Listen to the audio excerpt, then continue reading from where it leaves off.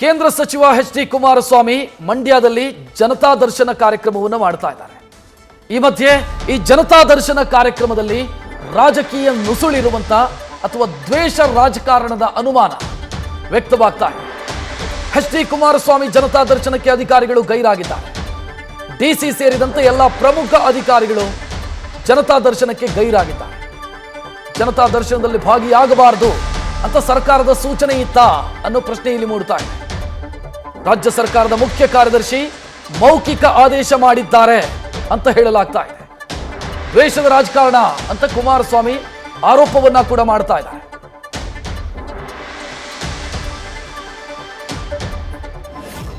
ಜನತಾ ದರ್ಶನವನ್ನ ಮಾಡಬೇಕು ಅಂತ ಹೇಳಿ ಜಿಲ್ಲಾಧಿಕಾರಿಗಳಿಗೆ ಮನವಿ ಮಾಡಿದ್ದರು, ಅಧಿಕಾರಿಗಳೆಲ್ಲ ಇರಬೇಕು ಅಂತ ಹೇಳಿ. ಆದರೆ ನಿನ್ನೆ ದಿನ ರಾಜ್ಯ ಸರ್ಕಾರ ಯಾವುದೇ ರೀತಿಯ ಜನತಾ ದರ್ಶನವನ್ನ ಮಾಡಲಿಕ್ಕೆ ಕಾನೂನಲ್ಲಿ ಅವಕಾಶ ಇಲ್ಲ. ಜಿಲ್ಲಾ ಉಸ್ತುವಾರಿ ಸಚಿವರು ಇಲ್ಲ ಜಿಲ್ಲಾ ಮಂತ್ರಿಗಳು ಇಲ್ಲ ಮುಖ್ಯಮಂತ್ರಿಗಳಿಗೆ ಮಾತ್ರ ಇವತ್ತು ಜನತಾ ದರ್ಶನ ಮಾಡ್ತಕ್ಕಂಥ ಅಧಿಕಾರ ಅಂತೇಳಿ ನಿನ್ನೆ ಒಂದು ಸುತ್ತೋಲೆ ಹೊರಡಿಸಿ ಅಧಿಕಾರಿಗಳಿಗೆ ಬರದೇ ಇರ್ತಕ್ಕಂಥ ರೀತಿಯಲ್ಲಿ ಸಣ್ಣತನದಲ್ಲಿ ನಡ್ಕೊಂಡಿದ್ದಾರೆ. ಇದೇ ನನ್ನ ಮನೆ ಕಾರ್ಯಕ್ರಮ ಅಲ್ಲ. ಜನಗಳ ಕಷ್ಟ ಸುಖ ಕೇಳಲಿಕ್ಕೆ ಕೇಂದ್ರದ ಒಬ್ಬ ಮಂತ್ರಿಯಾಗಿ ಲೋಕಸಭಾ ಸದಸ್ಯನಾಗಿ ಇಲ್ಲೇನು ಬಂದಿದ್ದೆ. ನಾನು ಅಧಿಕಾರಿಗಳಿಗೆ ದೋಷ ಕೊಡೋದಿಲ್ಲ. ಈಗೇನು ಅಧಿಕಾರಿಗಳು ರಾಜ್ಯ ಸರ್ಕಾರ ಏನು ಹೇಳ್ತಾರೆ ಆ ರೀತಿ ನಡ್ಕೋಬೇಕಾಗ್ತದೆ ಅವರು.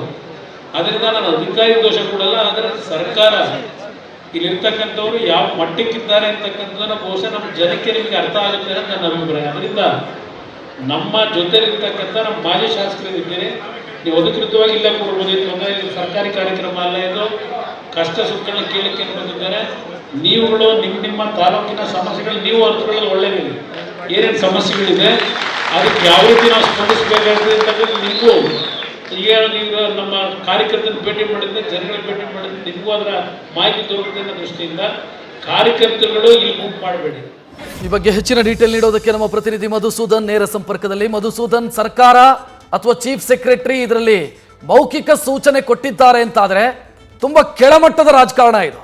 ಯಾಕಂತಂದ್ರೆ ಒಬ್ಬ ಕೇಂದ್ರ ಸಚಿವರಾಗಿ ಮಂಡ್ಯದ ಸಂಸದರಾಗಿ ಜನತಾ ದರ್ಶನ ಮಾಡಿದ್ರೆ ಅದರಿಂದ ಜನರಿಗೆ ಅನುಕೂಲ ಆಗತ್ತೆ.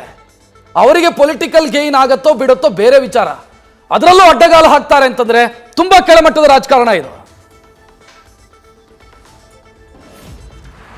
ಖಂಡಿತವಾಗ್ಲೂ ರಕ್ಷಿತ್, ಇದರಲ್ಲಿ ಯಾವುದೇ ಅನುಮಾನ ಇಲ್ಲ. ನಿನ್ನೆ ಅಷ್ಟೇ ನಡೆದಿರುವಂತಹ ಕ್ಯಾಬಿನೆಟ್ ಸಭೆಯಲ್ಲಿ ಮೌಖಿಕವಾಗಿ ಖುದ್ದು ಸರ್ಕಾರದ ವತಿಯಿಂದ ಮುಖ್ಯಮಂತ್ರಿಗಳು ಉಪಮುಖ್ಯಮಂತ್ರಿಗಳು ಏನಾದರೂ ಒಂದಷ್ಟು ಸಲಹೆ ಸೂಚನೆಯನ್ನು ಕೊಟ್ಟ ಅಧಿಕಾರಿಗಳಿಗೆ ಅನ್ನೋ $1 ಮಿಲಿಯನ್ ಪ್ರಶ್ನೆ ಇದೀಗ ಎದುರಾಗಿರೋ ಅಂಥದ್ದು.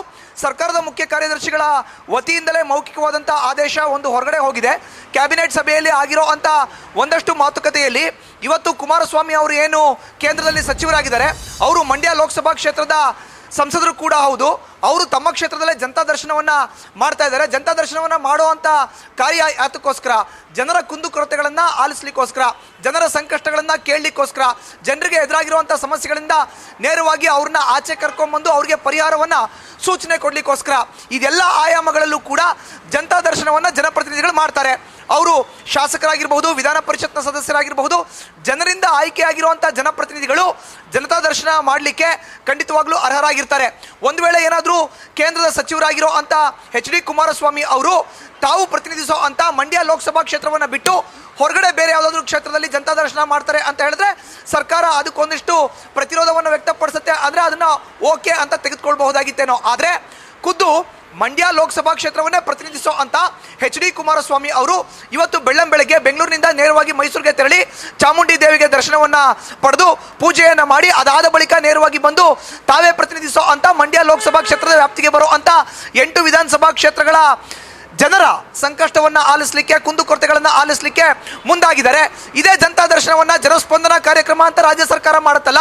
ಚನ್ನಪಟ್ಟಣದಲ್ಲಿ ಇತ್ತೀಚೆಗಷ್ಟೇ ರಾಜ್ಯದ ಉಪಮುಖ್ಯಮಂತ್ರಿ ಡಿ.ಕೆ. ಶಿವಕುಮಾರ್ ಅವರು ಮಾಡಿದ್ರಲ್ಲ, ಅವ್ರು ಚನ್ನಪಟ್ಟಣ ವಿಧಾನಸಭಾ ಕ್ಷೇತ್ರದ ಶಾಸಕರ ಅನ್ನೋ ಪ್ರಶ್ನೆ ಎದುರಾಗುತ್ತೆ. ಬಟ್ ಅವ್ರು ರಾಜ್ಯದ ಉಪಮುಖ್ಯಮಂತ್ರಿಗಳು. ಹೀಗಾಗಿಯೇ ಸರ್ಕಾರದ ವತಿಯಿಂದ ಆಯೋಜನೆ ಆಗೋ ಅಂತ, ರಾಜ್ಯ ಸರ್ಕಾರದ ವತಿಯಿಂದ ಆಯೋಜನೆ ಆಗೋ ಅಂತ ಜನಸ್ಪಂದನ ಕಾರ್ಯಕ್ರಮದಲ್ಲಿ ಎಲ್ಲ ಅಧಿಕಾರಿಗಳು ಕೂಡ ಉಪಸ್ಥಿತರಿರ್ತಾರೆ. ಬಟ್ ಕೇಂದ್ರ ಸಚಿವರಾಗಿರುವಂತೆ HD ಕುಮಾರಸ್ವಾಮಿ ಅವರ ಕಾರ್ಯಕ್ರಮಕ್ಕೆ ಅಧಿಕಾರಿಗಳು ಹೋಗಲ್ಲ ಅಂತ ಹೇಳಿದ್ರೆ ಅಥವಾ ಹೋಗಬೇಡಿ ಅನ್ನೋ ಒಂದು ಸೂಚನೆಯನ್ನ ನೇರವಾಗಿ ರಾಜ್ಯ ಸರ್ಕಾರ ಮಾಡುತ್ತೆ ಅಂತ ಹೇಳಿದ್ರೆ ಖಂಡಿತವಾಗ್ಲೂ ಇದು ಕೀಳು ಮಟ್ಟದ ರಾಜಕಾರಣ, ದ್ವೇಷದ ರಾಜಕಾರಣ ಅನ್ನೋದನ್ನೇ ಉಲ್ಲೇಖ ಮಾಡಬೇಕಾಗುತ್ತೆ.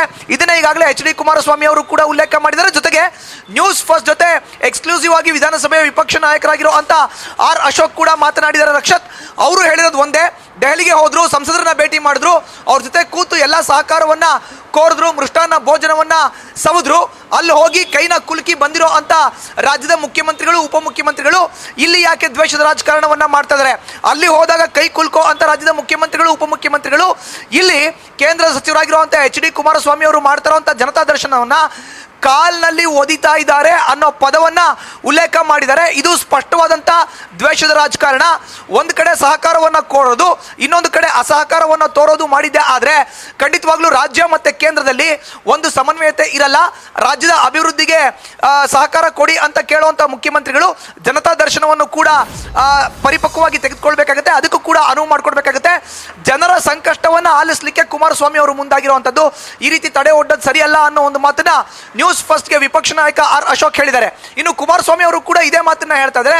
ಇದು ಇಡೀ ರಾಜ್ಯ ನೋಡ್ತಾ ಇದೆ ಇವತ್ತಿನ ದಿವಸ. ಕುಮಾರಸ್ವಾಮಿ ಅವರು ಕೇಂದ್ರದಲ್ಲಿ ಕ್ಯಾಬಿನೆಟ್ ದರ್ಜೆಯ ಸಚಿವರು ಹೌದು, ಜೊತೆಗೆ ಮಂಡ್ಯ ಲೋಕಸಭಾ ಕ್ಷೇತ್ರದ ಹಾಲಿ ಸಂಸದರು ಕೂಡ ಹೌದು.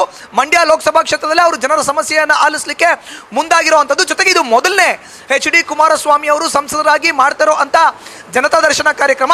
ಇದಕ್ಕೆ ಪ್ರತಿರೋಧ ಒಡ್ಡೋ ಅಂತದ್ದು ಸರಿಯಲ್ಲ, ಇದು ರಾಜಕೀಯ ಪ್ರೇರಿತ, ಜೊತೆಗೆ ದ್ವೇಷದ ರಾಜಕಾರಣ ಅನ್ನೋದೇ ಇಲ್ಲಿ ಸ್ಪಷ್ಟವಾಗುತ್ತೆ. ರಕ್ಷತ್, ಥ್ಯಾಂಕ್ ಯು ಮಧುಸೂದನ್ ಮಾಹಿತಿಗೆ. ನ್ಯೂಸ್ ಫಸ್ಟ್ ನಿರ್ಭೀತಿಯಿಂದ ನಿಮ್ಮ ಪರವಾಗಿ.